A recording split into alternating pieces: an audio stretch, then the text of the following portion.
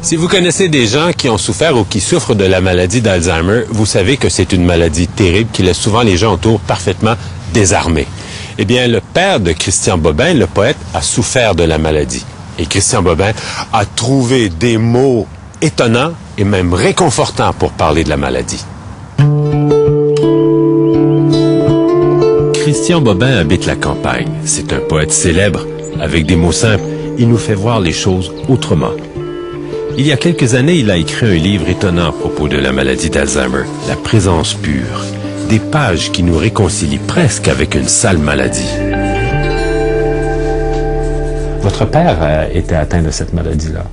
Et vous avez écrit des choses qui sont, à la limite, je dirais, magnifiques à propos d'une maladie qu'on considère souvent comme atroce.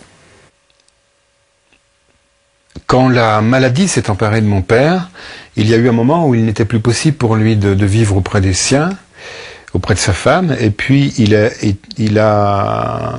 allé dans un établissement qui n'était pas spécialement conçu pour des gens atteints de cette douleur-là. Je vous dis ça parce que dans l'établissement où était mon père, il y avait beaucoup de choses très dures que j'ai pu voir. Il y avait un personnel qui n'était pas à la hauteur. En vérité, il faudrait que ce soit des anges qui s'occupent des malades.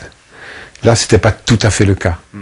Malgré tout, je suis rendu très très souvent visite, le plus souvent possible.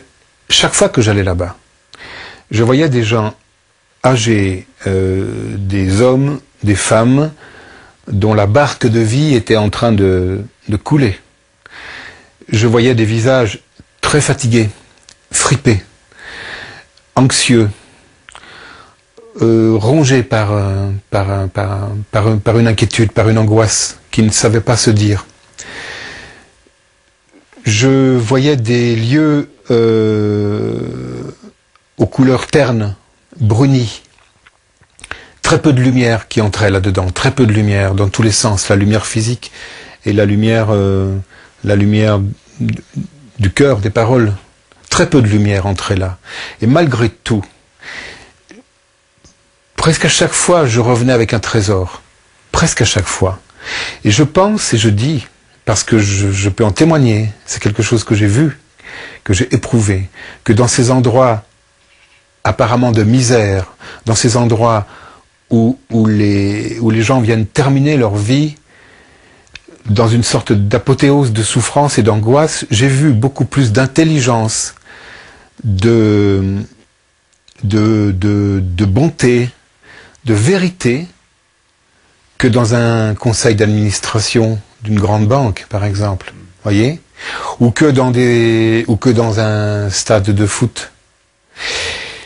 J'ai vu, pourquoi? Parce que la maladie nous désencombre de tout ce qui n'est pas nous, et elle fait tomber toutes nos couronnes de carton auxquelles nous tenons tant dans la vie.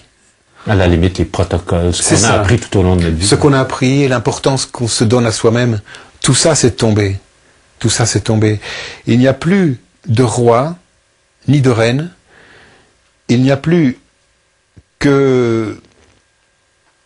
Vous êtes assis en face de quelqu'un et vous avez son âme en direct. Vous avez l'âme des gens, avec ce qu'elle a d'âpre, de dur, et parfois aussi d'incomparablement lumineux. Donc moi, c'est ce que j'ai vu là-bas, et c'est pour ça que chaque fois que je revenais, je savais ce que c'était la grandeur de la vie. Je la voyais là même où elle était la plus écrasée.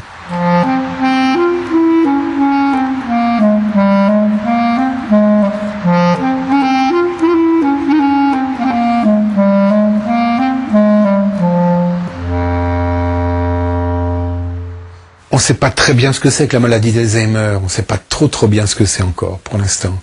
Et je pense, en tout cas un des effets majeurs de cette maladie, je l'ai vécu comme ça, c'est qu'elle enlève le monde de la personne. Elle nettoie, comme on nettoierait un visage qui jusque-là était barbouillé d'ambition, de projets, d'angoisse aussi, de chagrin, de ressentiment, de toutes sortes de choses. Cette maladie vient et lave le visage. Les visages que j'avais en face de moi étaient incroyablement nus. Et c'était indubitable que j'avais en face de moi la personne même. Donc, il y avait l'autre langage était délivré. Ce langage, c'était celui des mains, hein, simplement du toucher des mains, les yeux, la voix, et puis parfois même tout simplement le silence et être l'un d'un côté de l'autre ou l'un en face de l'autre. C'est comme un alphabet de l'invisible que j'ai commencé d'apprendre là-bas. Et comme tout apprentissage, c'est très très douloureux. J'ai appris lettre après lettre, mot après mot, de quoi le fond de la vie était fait. Et pour ce que j'ai vu, je suis extrêmement confiant. Je reviens extrêmement confiant de ce qui est aussi un enfer.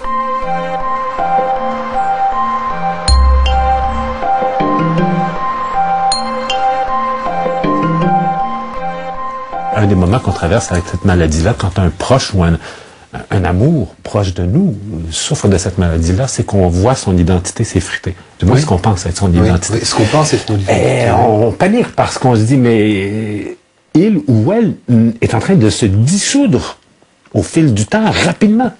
Et on a peur d'assister à une mort en direct. Et ce que vous nous dites, et ce que vous nous apprenez dans votre livre, en parlant de la présence pure, c'est qu'il y a, au-delà de cette identité-là, quelque chose qui est propre à l'individu. Vous parlez souvent de l'âme. Et qui résiste. Oui, et qui résiste malgré tout, et qu'on a à découvrir. Et qui est là, oui. Et qui n'attend que notre présence, même muette. Même il y a une extrême sensibilité qui demeure, contrairement aux apparences. Ce qui est mis en sommeil, c'est la personne sociale. Mais la personne profonde, elle est là comme jamais. Moi, je l'ai senti, ça, je l'ai éprouvé. Mon père avait une ruse, parfois, une jolie ruse dans cette douleur qui l'enveloppait. Quand il voulait me présenter à quelqu'un qui était dans cet établissement,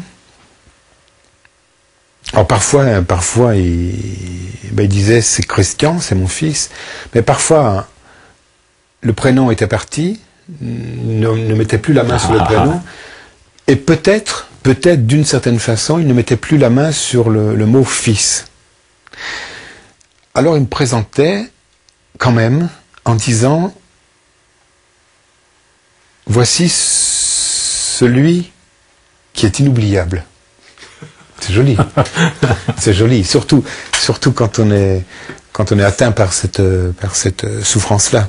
C'est pratiquement un morceau d'éternité qui vous a rendu là. Oui, oui.